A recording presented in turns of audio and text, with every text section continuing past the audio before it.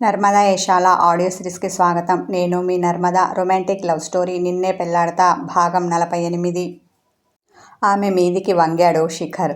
లేత గులాబీ వర్ణంతో మెరిసిపోతున్న సంయు పెదాలపై చిన్నగా ముద్దు పెడుతుంటే అతడు వదిలిన వెచ్చని ఊపిరి ఆమె ముఖానికి తగిలింది. ఉలికిపాటుతో కళ్ళు తెరిచింది. తన పైకి వంగి ఉన్న అతని ముఖం స్పష్టంగా కనిపించలేదు. ఎవరో ఏమిటో అని భయపడింది. అతని 2 భుజాలు పట్టుకొని బలంగా వెనక్కి నెట్టి గబుక్కున లేవబోయింది. అతడు ఆమెకి ఆ అవకాశం ఇవ్వలేదు. తన శరీరం మొత్తం ఆమె మీద వేసేశాడు. అతని బరువును మోయలేక కెవ్వుమంది. ఉష్! తన చూపుడు వేలుని ఆమె పెదాల మీద ఉంచాడు. ఆమె కళ్ళు మరింత పెద్దగా తెరుచుకోగా అతన్ని చూసింది. నిద్రమత్తు పూర్తిగా వదలడంతో వచ్చింది ఎవరో, తనపై వాలింది ఎవరో అర్థమైంది. సిగ్గు ఆమె బుగ్గల్ని చేరింది. అంతేకాదు, రాత్రి వస్తానని అతడు రానందుకు కోపం వచ్చింది. ముఖం గండుగా పెట్టింది. సంయు తన బరువు మోయలేదు అనుకున్న శిఖర్ పక్కకు తిరిగి ఆమెను తన కౌగిలిలోకి తీసుకున్నాడు. అతని ఛాతీ మీద చేతి పెట్టి పక్కకు నెట్టే ప్రయత్నం చేసింది. అతడు కొంచెం కూడా కదల్లేదు. పైగా మరింత గట్టిగా హత్తుకున్నాడు. ఇదంతా పక్కన ఉన్నప్పుడు మాత్రమే. బయటికి వెళ్తే అసలు నేనెవరో గుర్తుండదు. పైగా కమాండింగ్ ఒకటి, ఏ విషయం సున్నితంగా చెప్పడం రాదు. ఉక్రోషంతో అంటుంటే సంయుకి నిన్నటి సంఘటన గుర్తుకు వచ్చి కన్నీళ్లు వచ్చాయి. అవి ఆమె కంటి కొస నుండి జారి అతని ఎదను తడిపేశాయి. అతడు ఆమె కన్నీటిని అపార్థం చేసుకున్నాడు. నీకు నేనంటే ఇష్టం లేదా అంటుంటే ఆమె కౌగిలి వీడాడు. అతని మీద చాలా కోపంగా ఉన్న ఆమె ఉడుకుబోతుతనంతో తల నిలువునా ఊపింది. అతని కళ్ళు చిన్నవి అయ్యాయి. దెబ్బకి దడుచుకున్న సంయు అతని యాటిట్యూడ్ తెలిసి కూడా రాత్రి వస్తానని రాలేదు కదా, ఇప్పుడు మాత్రం ఎందుకు వచ్చావు అంటుంటే కోపంతో ఆమె ముక్కుపుటాలు అదిరాయి. వస్తానంటే మాత్రం రావాలని రూల్ ఏమైనా ఉందా? అయినా నన్ను ఇష్టపడని వాళ్ళ దగ్గరికి నేనెందుకు రావాలి? ఆమెను సూటిగా చూస్తూ కనుబొమ్మలు ఎగరవేశాడు శిఖర్. మాట తప్పేవాళ్ళు ముందుగా మాట చెప్పడం ఎందుకు? నమ్మిన వాళ్ళని ఆశపెట్టి నట్టేట ముంచడం ఎందుకు? మూతి తిప్పింది. అది నా ఇష్టం అంటూ అతడు వెళ్ళబోయాడు. వెళ్లకుండా చెయ్యి పట్టి ఆపేసింది. ఏంటి? చిరాకు పడ్డాడు శిఖర్. రాత్రి ఎందుకు రాలేదు? చెప్పనే లేదు అలుకగా అంది. ఎందుకు చెప్పాలి? అసలు నువ్వెవరివని చెప్పాలి? మరోసారి తన యాటిట్యూడ్ చూపించాడు శిఖర్. అవునా? అయితే నేనెవరినని ఈ రింగు నా వేలికి తొడిగావు? నీకేం అధికారం ఉందని నా పర్మిషన్ తీసుకోకుండా ఇలా చేశావు? అంతా నీ ఇష్టమేనా? నా ఇష్టంతో పనిలేదా? రోషంతో గట్టిగా అరిచింది సంయు. లేదు, because your my own property, అర్థమవుతోందా అంటూ భుజాలు కదిపాడు. అని తెల్లమొహం వేసింది సంయు. నేను నీ ప్రాపర్టీ అని ఎవరు చెప్పారు అంటుంటే ఆమె కళ్ళు చిన్నవి అయిపోయాయి. ఒకరు చెప్పాలా? సైడ్ స్మైల్ ఇచ్చాడు అతడు. అంటే నువ్వే డిసైడ్ అయ్యావా? మరోసారి తెల్లబోయింది ఆమె. యా అని స్టైల్గా భుజాలు కదిలించాడు శిఖర్. అలాగా, అయితే వెళ్ళు అవతలికి, ఇంకెప్పుడు నాకు కనిపించకు అతన్ని ముందుకు తోసింది. వెళ్ళకపోతే ఏం చేస్తావు అన్న అతడు తలుపుకి గడియ పెట్టాడు.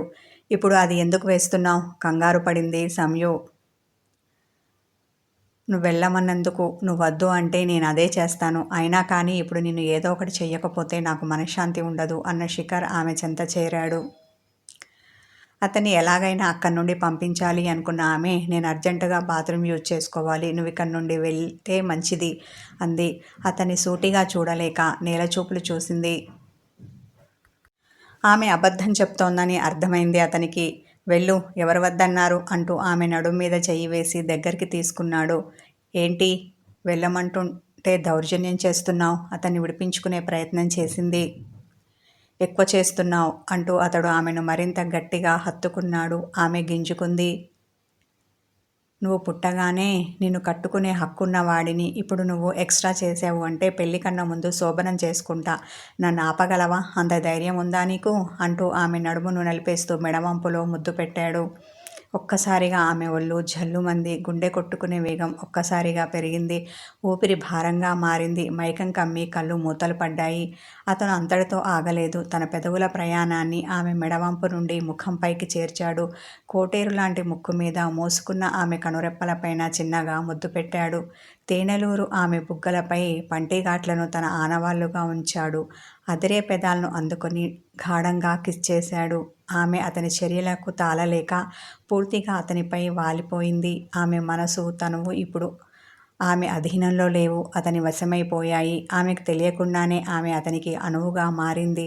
అతడు తన పెదాల ప్రయాణాన్ని ప్రయాణపు దిశను మార్చుకున్నాడు. ఎత్తైన ఆమె పర్వాల దగ్గరికి చేరాడు. తమకంతో తాళలేక అతని తలని తన ఎదకు హత్తుకుంది. ఈసారి ప్రేమ మత్తు ఆమెనే కాదు అతన్ని ఆవహించింది. పరవశంతో అతడు ఆమెను మరింతగా తనలో చేర్చుకున్నాడు.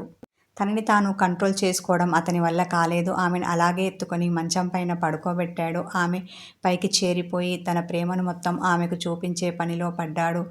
అసలిప్పుడు ఏం జరుగుతోందో తెలియనంత మత్తులోకి వెళ్ళిపోయింది ఆమె. ఇప్పుడు చెప్పు, నేనంటే నీకు ఇష్టమా లేదా? నన్ను పెళ్లి చేసుకోవాలని లేదా? ఆమె చెవిలో గోముగా అడిగాడు. సంయుక్కి సమాధానం చెప్పాలని ఉంది. కానీ మనసులోని మాట ఆమె గొంతు వరకు వచ్చి ఆగింది. పెదవి దాటలేదు. అతని ప్రేమ మైకం ఆమెను నిలువెల్లా కమ్మేసింది. మాట్లాడనివ్వలేదు.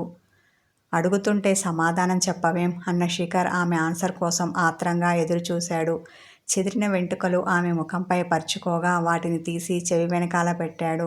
ఆమె మౌనం అతనిలో అసహనాన్ని నింపింది. స్పీక్ అవుట్ అన్న అతని మాట మృదు గంభీరంగా వచ్చింది. మత్తుగా వాలిపోతున్న కనురెప్పలను బలవంతంగా ఎత్తి అతన్ని చూసింది సంయు. అతడు ఆమె ముఖానికి అతి సమీపంగా ఉన్నాడు. అంత దగ్గరతనం ఆమెను వివశరాల్ని చేస్తోంది. అతడు పీల్చి వదులుతున్న వెచ్చని ఊపిరి ఆమె ముఖంపై పరుచుకుంది. అదో వింత అనుభూతి కలిగింది ఆమెకి. మనసులోని భావం మాటల్లో చెప్పే కన్నా చేతల్లో చూపిస్తే బాగుంటుందేమో అన్న చిలిపి ఆలోచన ఆమె చిట్టి బుర్రలో తలుక్కున మెరిసింది. తనంటే ఇష్టమా కాదా చెప్పమని అతడు అడుగుతుంటే తన చేతల్ని అతని చెంప మీదకి చేర్చి అతని ముఖాన్ని మరింత దగ్గరికి తెచ్చుకుంది. ఆమె ఏం చెయ్యబోతోందో అతడు గెస్ చేయకముందే అతని పెదాలను అందుకొని సున్నితంగా ముద్దు పెట్టింది. ఊహించని అతడు మొదట ఆశ్చర్యపోయాడు. తర్వాత ఆ ముద్దుని మరింత గాఢంగా మార్చాడు. అతని భుజాలు గట్టిగా నొక్కి పట్టుకున్న ఆమె అతనికి సహకరిస్తూ తన ప్రేమను చూపించింది. అంతకంతకీ అతని ముద్దులోని గాఢత పెరిగేసరికి ఆమెకు ఊపిరి భారంగా మారింది. అది గమనించిన శిఖర్ వెనక్కి జరిగాడు. సుదీర్ఘంగా సాగిన అతని ముద్దుకి ఆమె పెదాలు ఎర్ర గులాబీలు అయ్యాయి. ఎరుపు రంగులో మెరిసిపోతున్న ఆమె పెదాలను చూసి నువ్విలా కూడా బాగున్నావు చిలిపిగా అన్నాడు. ఆమె సిగ్గుతో ముడుచుకుపోయింది.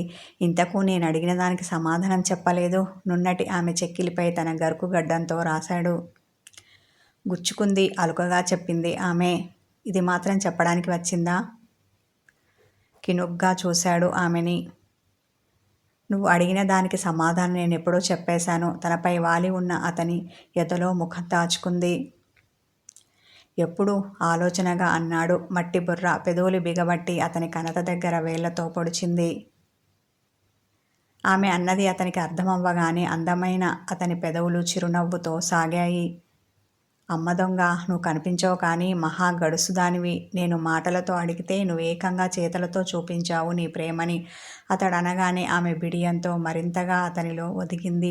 ఆమె చేసిన పనికి అతడు మెస్మరైజ్ అయ్యాడు. ఆమెను మరింతగా తన కౌగిలిలో బంధించాడు. అతని మనసు ఇంకాస్త ముందుకు వెళ్ళమని అతన్ని ప్రోత్సహించింది. అతడు తన మనసు మాట వినేవాడేమో. ఇంతలో గది తలుపు చప్పుడైంది. ఈ టైంలో ఎవరు? విసుగ్గా అన్నాడు. ఇంకెవరు? మా అమ్మ నన్ను నిద్రలేపడానికి వచ్చి ఉంటుంది క్యాజువల్గా అన్న ఆమె. అయ్య బాబోయ్! అమ్మ బావా అమ్మ నువ్వు ఇక్కడ ఉన్నావని తెలిస్తే ఇంకేమైనా ఉందా? వెళ్ళు అతని కౌగిలి విడిపించుకొని వెళ్ళమని శిఖర్ని పక్కకు తోసింది. వస్తే రాని ఏమవుతుంది? మనకెలాగో ఎంగేజ్మెంట్ అయింది కదా. తల కింద 2 చేతులు పెట్టుకొని వెలకిలా పడుకున్నాడు అతడు. అయ్యింది ఎంగేజ్మెంట్ మాత్రమే, పెళ్ళి కాదు. ఇప్పుడు నువ్వు ఇక్కడి నుండి వెళ్ళలేదంటే మా అమ్మ నాకు నిజంగానే చేస్తుంది పెళ్ళి అప్పడాల కర్రతో ఏడుపు మొహం పెట్టింది సంయుక్త. సరేలే ఏడ్చి చావకు, వెళ్తాను అన్న అతడు లేచి బాల్కనీకి వెళ్తుంటే కంగారు పడుతూ అటెక్కడికి వెళ్లకుండా చెయ్యి పట్టుకుంది. కళ్ళు చిన్నవి చేసి ఆమెను చూసి తలుపుగుండా వెళ్ళమంటావా? అత్త చూస్తుందేమో అన్నాడు. అవును కదూ. సరే నువ్వు ఇక్కడే బాల్కనీలో ఉండు, అప్పుడే గదిలోకి రాకు. నేను అమ్మను పంపించాక అప్పుడు వెళ్దువు గాని అని అతనితో మాట్లాడుతూ ఉండగానే తలుపు తడుతున్న శబ్దం మరింత ఎక్కువైంది. త్వరగా వెళ్ళి తలుపు తెరువు, లేదంటే దాన్ని బద్దలు కొట్టుకొని వచ్చేలా ఉన్నారు అంటూ అతడు బాల్కనీకి వెళ్ళాడు. సంయుక్త తలుపు తీసింది. ఇంతసేపా తలుపు తీయడానికి బుగ్గలు నొక్కుకున్న మాధవి సంయు మీద గయ్యుమని లేచింది. నిద్రలో ఉంటే ఎలా తీసేది? నన్ను ప్రశాంతంగా పడుకోనివ్వవు కదా నువ్వు? ఆవలిస్తూ నిద్ర నటించింది సంయు. నటించింది చాలు కానీ మామయ్య, బాబాయ్ వాళ్ళు వెళ్తున్నారు. నీతో చెప్పి వెళ్దామని చూస్తున్నారు రా అంటూ చెయ్యి పట్టుకొని లాక్కెళ్ళిపోయింది మాధవి. ఎవరూ చూడకుండా అక్కడి నుండి జంప్ అయ్యాడు శిఖర్. కొత్తగా ఆఫీస్ స్టార్ట్ చేయడంతో అక్కడి పనులు చూసుకుంటూ చాలా బిజీ అయిపోయాడు. అతని ఎంప్లాయీగా రితీష్, మధుకర్ ఉంటూ బాగా హెల్ప్ చేస్తున్నారు. మధుకర్ మనసంతా రియా మీద ఉంది. ఆమె అతనికి తొలిచూపులోనే నచ్చింది. ఎలాగైనా ఆమెను పెళ్లి చేసుకోవాలి అనుకున్న అతడు లైన్ వేసే పనిలో ఉన్నాడు. కానీ ఆమె అతన్ని చూడ్డానికి కూడా ఇష్టపడడం లేదు. హలో అన్నా హాయ్ చెప్పడం లేదు. ఇలా అయితే ఎలా అని బెంగ వచ్చేసింది మధుకర్కి. అతని అవస్థ గమనించిన రితీష్, ఏంటి విషయం ఆరగా అడిగాడు. నాకు తను నచ్చింది, పెళ్లి చేసుకోవాలి అనుకుంటున్నాను. దూరంగా ఉన్న రియాని చూపించాడు. ఏమో అనుకున్నాను కానీ నీకు టేస్ట్ ఉంది రోయ్ వ్యంగ్యంగా అన్నాడు రితీష్. ఉంది కాబట్టే ఆమె కావాలని ఆశపడుతున్నాను. చేతనైతే హెల్ప్ చేయి, లేదంటే దొబ్బై, అంతేకాని నన్ను ఇలాంటి మాటలతో హింసించకు అన్నాడు. కారిడార్లో అటూ ఇటూ తిరుగుతూ ఫోన్ మాట్లాడుతున్న రియాని చూశాడు మధుకర్. చేస్తే నాకేంటి? కళ్ళు ఎగరవేశాడు రితీష్. మందు పార్టీ చాలా, ఇంకేమైనా కావాలా అన్నాడు మధుకర్. అయితే ఓకే అని కాసేపు ఆలోచించిన రితీష్ ఆమెను ఈ పూట కాఫీకో లంచ్కో తీసుకెళ్ళు, ఫ్రెండ్షిప్ చేయి, మెల్లిగా నీ లవ్ మ్యాటర్ చెప్పు అన్నాడు. ఆమె మాట్లాడడానికి ఇష్టపడడం లేదు. ఇక నాతో లంచ్కు వస్తుందా? అయినా మన బాస్ ఆఫీస్ టైంలో పర్మిషన్ ఇస్తాడా? సాడ్గా ముఖం పెట్టాడు. అదంతా నేను చూసుకుంటాను, నీకెందుకు? నువ్వు మాత్రం ఆమెతో బయటకు వెళ్ళడానికి ప్రిపేర్గా ఉండు, నేను ఇప్పుడే వస్తాను అన్న రితీష్ శిఖర్ క్యాబిన్కి వచ్చాడు. అతడు రాగానే తల ఎత్తి చూసి బయటికి వెళ్లే పనిని అప్పచెప్పాడు శిఖర్.